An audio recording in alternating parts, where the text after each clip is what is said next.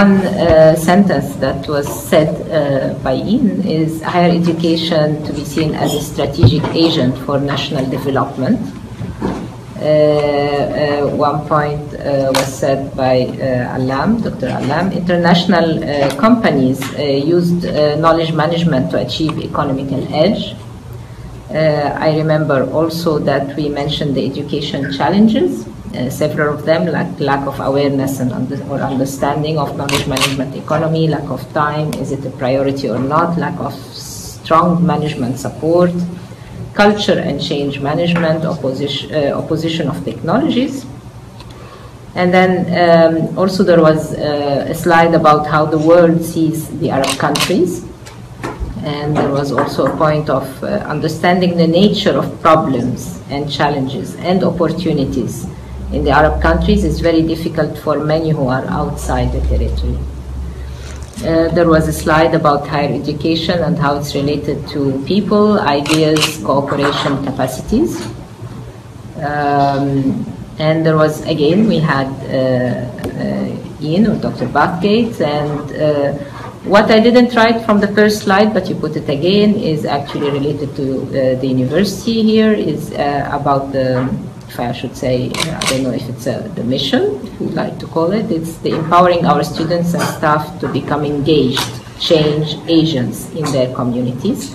And this was very clear in your, actually in the slides, in the presentation, that it's very important not just the knowledge we give the students, but the student experience, and that research is directed to solve local problems, and also the curriculum is engaged curriculum, so it's learning by doing, and the importance of how everything is directed towards building the entrepreneurship into the students and innovation, and to help them also, or to make them serve the local communities, like examples, even the school students and so on. Even your department is doing that as well.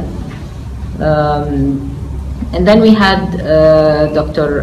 Fawzan, Kuwait, talking about the role of the Bureau. And what was 2 points I wrote that I found them important is that they take care also of when they send the students in the specializations that they study here, that it should be fitting the local needs. So they have a strategy, and based on it they send specific specializations here for study. The other thing is how to build the relationship between universities in Britain and in Kuwait. He didn't talk about educational programs, he actually specifically talked about the research labs. That asking British university expertise to build parallel labs in Kuwait, advanced labs, and 1-year training for the staff members in Kuwait. And this helps to create more of the research environment needed back in Kuwait, which why would be our postgraduate students who come here, for example, don't want to go back to our countries, because we don't have the proper research environment. So this is to help creating the proper research environment.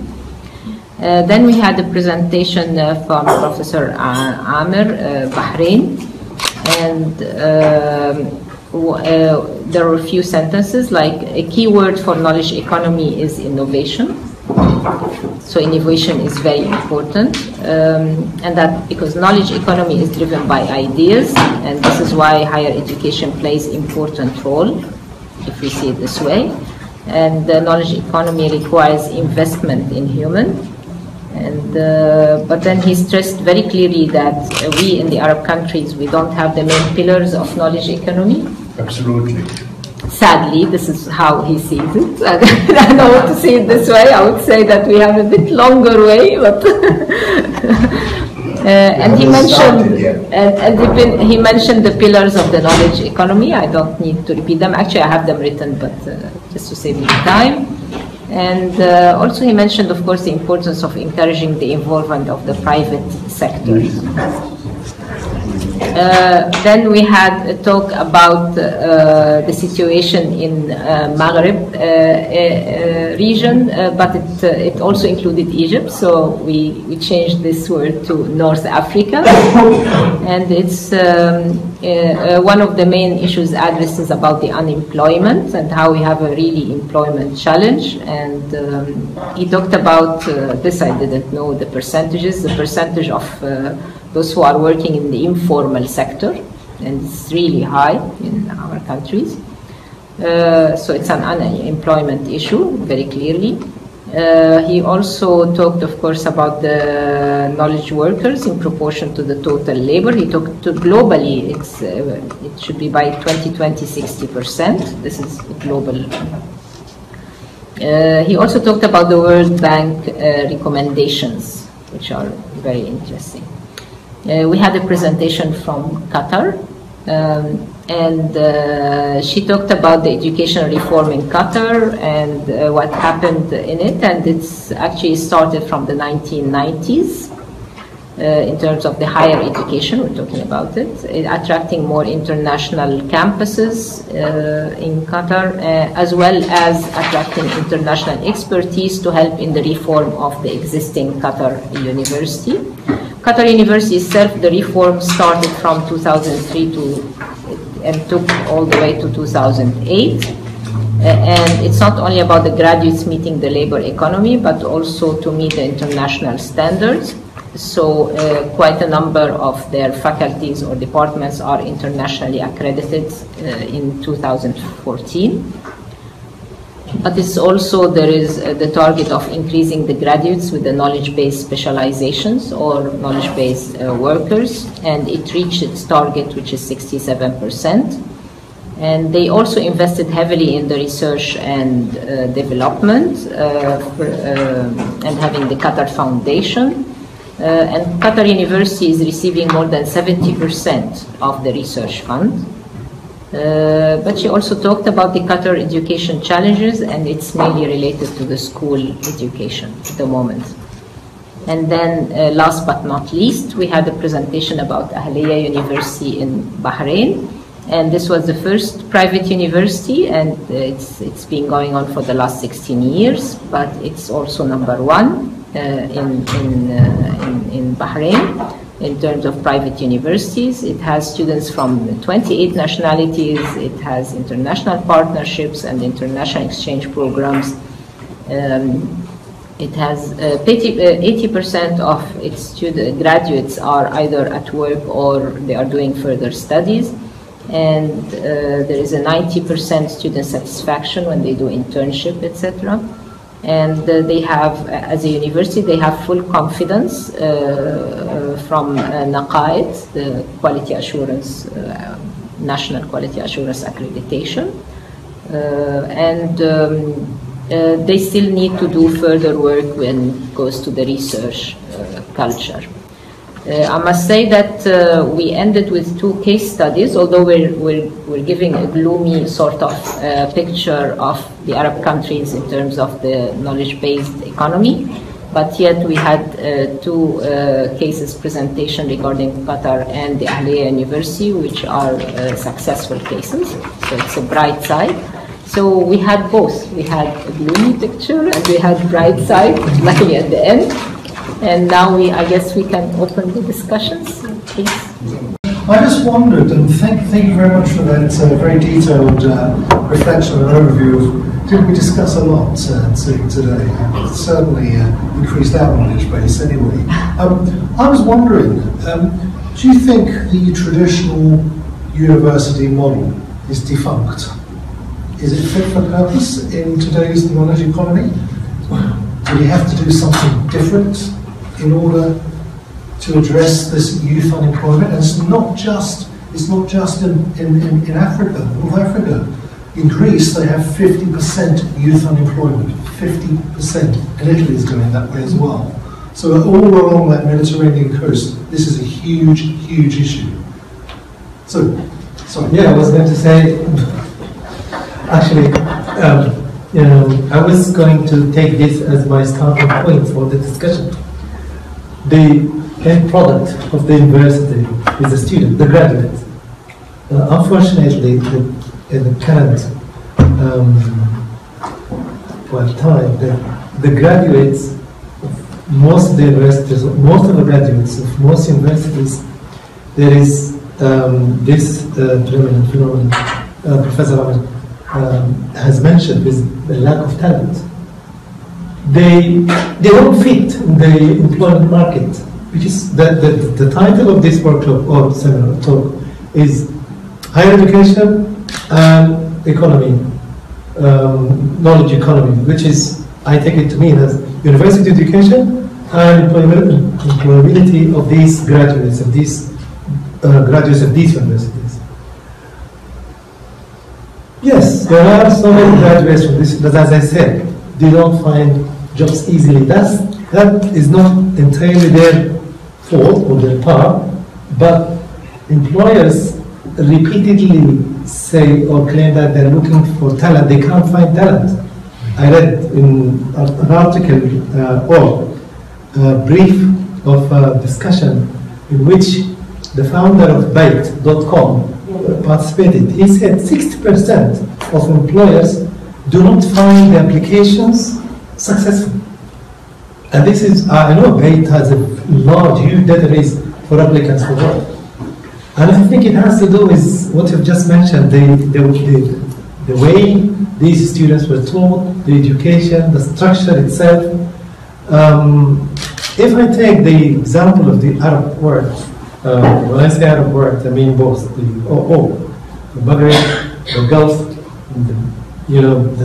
even Sudan, Egypt. Sudan is a special case because historically there were 4 or 5 universities which were very good universities up until the 1980s. But suddenly there is a huge horizontal expansion, more than 50 universities, but the level, it was, I would say, quantitative expansion at the expense of quality. The graduates of all these universities are, I wouldn't compare them at all to the graduates of those 4 universities. So it was sort of political driven expansion, not a real expansion to cater for the real needs of the country. And leaving Sudan aside, also the Arab universities in the Arab world is being criticized as with this lack of harmony between the graduates or universities or teaching structures and the actual needs for development in these countries. Some countries try to solve this, like for example Saudi Arabia and Qatar, with 2 different approaches. Maybe United Arab Emirates is included as well.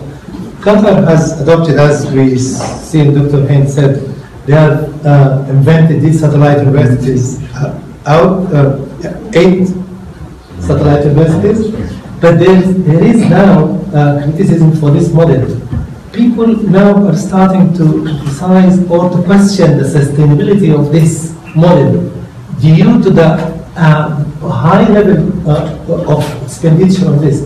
According to the Washington Post, I think they spend $400 million a year on only 6 institutes out of these 8. How can this be sustainable in the future? Another big, I wish if Dr. Head was here to reflect on this, but unfortunately she's left. Also there are voices that voice concern that this model has undermined the local education system in Qatar. Qatar University and other institutes, I don't know all of them, but because the government or the ruling system there, they focus on this education city, which is run by QF, Qatar Foundation, which is headed by Sheikh Hamouza. Yeah. So it's a little bit strange model. Well, she said it's successful, I hope it is. So they focus on building universities, but again, bringing experts from well-known universities, and at the same time focusing on sending students on full scholarship programs. They have now, I think, more than 180,000 students, both in the States, in the UK. In the UK alone, I think they have around 30,000 students. But again, will this solve the problem of the integration, of the involvement, of bringing talent? I think it's What can I respond? Absolutely. Yeah. You see, what is happening, education is important, and you graduate students from universities. The question that you have to ask yourself, what are you going to do with them? Which simply mean, if you're not going to create jobs for them, then the whole investment in education is wasted. And if you look at the model of South Korea, now I mentioned in my presentation that there is, I don't know whether you read this report, it's called the Arab Knowledge Report 2014, and it was published by United Arab Emirates, and the title of that, Localization of Knowledge. We simply mean looking at the local development when the whole localization of knowledge, and this is borrowed from South, basically Korea model. We simply mean South Korea forced universities to basically graduate students with certain skills. But by the time these graduates get out of the university, their jobs were ready for them. And that's what we talked about. The institutional structure of the state is important. Now, many of these countries, they have vision, but most of them, they don't understand what is a vision and why do you want to have a vision. They have vision, but just for the sake of the paper. So it simply means that if you're not going to utilize your basically students, and that's what I said again, most students, if you ask them, you want to stay in your country? The answer will say no. Most of them, they leave because they don't find basically the jobs available to them. So that's why this localization of knowledge, and that's, we simply mean that knowledge has to be somehow deeply rooted in the culture, in the social, in the economic, in the environmental. You see, a farmer work in a farm, but the environment of that farmer is not the same as the environment in America. So the knowledge of that farmer has to be deeply rooted in the climate and other things in this. And the same thing, this notion of education. You see, we need to understand, for example, why we are training students. But we have a national government which is supposedly to provide basically the jobs that need these students to be utilized for the sake of, let's say, helping them, and at the same time helping the country. So here, localization of knowledge is crucial and critical, but you need also to have an active state that knows exactly what is needed to be done. Then by the time you graduate these students, their jobs will be available. And then you need to have a strategy as of where you are going and what you are going to do in order basically to utilize all this investment in education. That's a very, very good point. The only fault I can see with that is that governments don't always have that knowledge or that vision to impart. Let me just give you an example. Yeah. We've all heard of Tony Blair.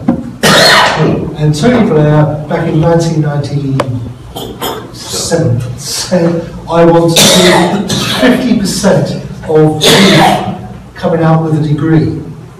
The end result was a degree, not a job. A degree. A degree to do what? A degree to do what? So, the vision didn't extend. Yeah. An interesting, it was brought to my attention this morning, actually. We were looking at our BSc in computer science. And we're seeing numbers decline on that particular program, and this apparently is a trend, a global trend. Except with Stanford, who are heavily invested in computer science, but not for the skills that are wanted now, but for the AI skills that are going to be needed in 5 or 6 years' time. And I think that's the sort of vision that that's exactly what is needed to be done. And, you know, and that's why we have to be very careful not to jump to the conclusion that we have a knowledge-based economy in the Arab world. We're trying our best to do. We are investing in education, that's right. We are basically building infrastructure. I mean, when you talk about ICT and you are number 30, I mean, as I said, the rate of divorce in some of these countries went by 60%. So what is the use of having the ICT?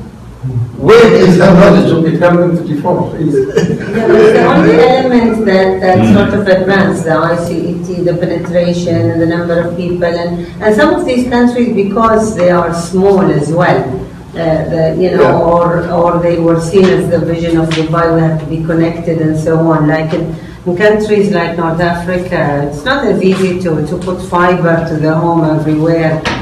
For example, like Bahrain case. We are 30 by 10 miles, you know. We occupy only 1/3 of the country. Of course, we'll have fiber to the home easier than a country like Egypt. But then, you know, we prepare and we give students skills, you know, for the jobs. But governments and private sector and whoever is responsible to create these jobs as well, you know. So not only prepare them with skills, somebody has to create the job, but that's the model the kids now have to create their own jobs. So, you know, it's not the same anymore. Yeah, and I just say one more thing and I will stop. Anybody who is interested really to learn about the knowledge-based society in the Arab world, you should read the Arab Human Development Report of 2003. You see, that was a comprehensive kind of knowledge report. And they discussed in detail all the basically problem and the challenges for that. And we still have that. Yeah. Thank you very much. Then basic Arabic human development. It's called the knowledge deficit, 2003. Arabic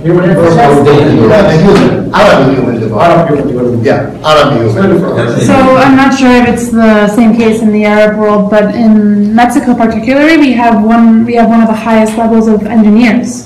And we export them all over the world, and the problem is that although there are jobs for engineers in Mexico, the salaries are so low that the level of life that they could attain with these salaries are not very great. So I think it's where we're kind of overlooking that, yes, education is very important, yes, job creation is also very important, but also advocating for livable wages is central to the argument. That's the incentive part. Yes. That's the problem. The whole system in the Arab world needs to be looked at, and they have to collaborate because not one country can do it alone. And everybody have moved ahead, and if the Arab countries don't do it together, I don't think they have a big chance of succeeding. But they need the will to do that. And of course, these people will look somewhere else. They have better quality of life. Some of our countries pay expats more than we pay our nationals. So, of course, people will move out. And actually, some governments are encouraging them to move out because they can't. They're not creating jobs for them. There's too many problems, too many populations, and so on. So it is. I don't know, very gloomy, but I wish to have hope. Sorry, I didn't have the time to present my conclusions because it wasn't right PowerPoint, but anyway.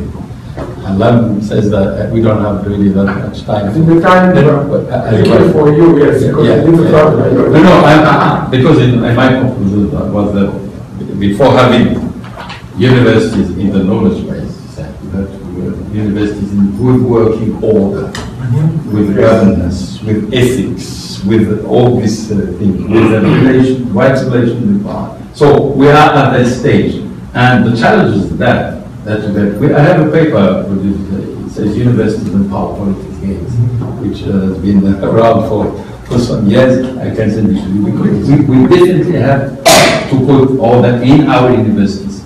And of course, once you have done that in the government, if it's a real thing, then you are in a position to acquire knowledge more easily. But right now, there are, maybe not in the Maghreb, in the Maghreb, certainly a lot of problems in the current working of university. Then you also have to agree on the metrics by which you're being measured. Yeah, sure. And that consultation, certainly in the UK, has not really taken place at all levels. And so you're being measured against something against which you don't necessarily... What we would call major standard type of universities working in the world. I mean, you can understand it, which is average standard of woodworking universities. And then you find out a lot of problems currently which are very, very important to address. And that, of course, unless you address these, then you have a problem into really integrating properly the knowledge society. This is what my conclusion was, but unfortunately it didn't happen. I actually agree totally with what's been said. However, the first question that you raised is what changes do we want to do in our universities, and this is worldwide. We're not talking only about the Arab countries generally. What do we need in order to improve our graduates to be ready for knowledge-based economy, to contribute in the knowledge-based economy? And maybe you tell us what's happening in Britain at a university like in yours, but I can see the movement in the last few years about entrepreneurship very heavily, which means that what the lady was saying, that now actually the graduates are creating, a lot of them are creating their own jobs. So then we need to build these talents in them. This is what we need to do, not just to give them education, but is to build these talents, because also the knowledge is changing and actually everything is changing. The science is changing and everything is changing very fast. So it's more important to give them all the equipments and talents to do that, and for lifelong learning, for all the soft skills we're talking about are very important, for critical thinking and so on, more than just feeding them with the information needed in their specialization. So it has to be balanced, not just feeding them with a lot of... But they are talking a lot about paradigm shift in education. Yeah. Absolutely. Absolutely. That's we don't have time to discuss it. But this is what's needed. What would you say, well? Yes, you can. And yeah, thank you very much. First of all, it was a very interesting subject, and the contribution was very significantly important. But what I thought about, because education is, the stakeholders are wide, starting from the student to the institutions. In the middle comes the parents, the business people, comes the government, policymakers. These all have, unless they work together to produce a curriculum that links what is needed in the market and what the country strategically want, how it's going to take steps. I think if you take it pieces by pieces, it will not give fruits. This is what I believe, because I've been in Qatar 2014 in the WISE World Summit. They discussed the education from the baby in his womb of his mother until they go to job. In sequence, people from different countries, they came there, and everybody gives the experience. And I think that was a very good idea, but I didn't see the result of that conference, which is why it's known World Institute or Innovative Summit in Education. It was every 2 years submitted by Qatar. So that is what I think it is hard to be looked at from one point of view. And also there are people who are, for example, in all these statistics, which is not included. Like people who are nomadic people. People live, these are not, I came from Eritrea and Sudan, and I know 40%, 30% are people who are living on the marginal. They do not even go to statistics. They do not know what is statistics is. So when there is data and comes like that, especially in the Arab countries and in Africa, people have to think, I think, of these people, sector of the people. And thank you very much. Yeah. Thank you. And our last comment? Okay. Yeah, I originate from Aden in Yemen, and throughout all this very interesting presentation, I noticed that Yemen doesn't even come up in the charts. It comes up a lot down. But reasons right at the bottom there. Yeah. Now, I believe that in a situation like Yemen, where it needs some kind of effort to lift this, because everything is being talked about, countries which has a lot of wealth that can support institutions and so on. Now we know that Yemen had 1,000 years of war, but it also had 1,000 years of innovation, localization in agriculture, in hydraulic works, in a variety of ways. And for that reason, and unfortunately, in the last few decades, Ali Abdullah Saleh ruined a lot of this.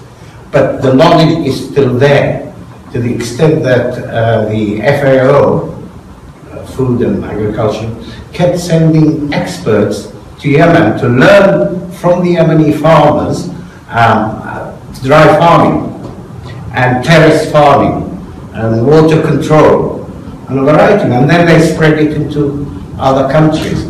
So I believe the bases are there, for which is indigenous, on the basis of what you're saying. And all it needs is a lifting, really. And we all know that we need... Sorry? Marshall Plan. That's what I was. Yeah, I also call it Marshall Plan, but it's a real Marshall Plan that is coming after the war. The war is dying. We know that. It's going to go soon. And we also know that there is an intention to do a Marshall Plan in terms of money and reconstructions and so on. The only fear I have is the fact that that money might be wasted in the same manner as the Saleh regimes and all the corruption and so on. And therefore I believe there ought to be a focus on rebuilding the economy on the basis of appropriate knowledge-based economy. We're talking at a high level there, but there is, all it needs is small things, that can help the farmers regain their productive capacity and so on. Because none of the tribes in Yemen has moved from their areas for thousands of years. That means that they have some kind of sustainability, right? In terms of their agriculture, in terms of obviously, a lot of the money also comes through war, through external, manipulators and so on. But I think it's a good case that we ought to focus on, especially in the basis that it's one of the low economy. You see, like Korea sent people to learn, yeah, and they got Malaysia and other places to do the backward, the low technology work. Now, if we envisage that the Gulf states will want to have the Yemen as part of it, and in fact, they have no other choice but to do so for their own security. They will have to raise the level of the economy, rehabilitate it, and I think this area, they could start with that. And then you have to move out of the cotton production. And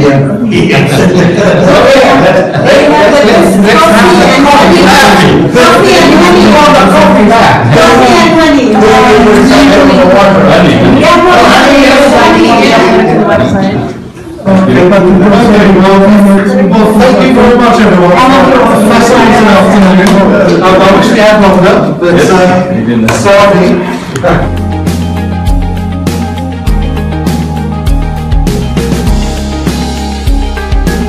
Please remember, if we all help and do a little bit, it will make a big difference.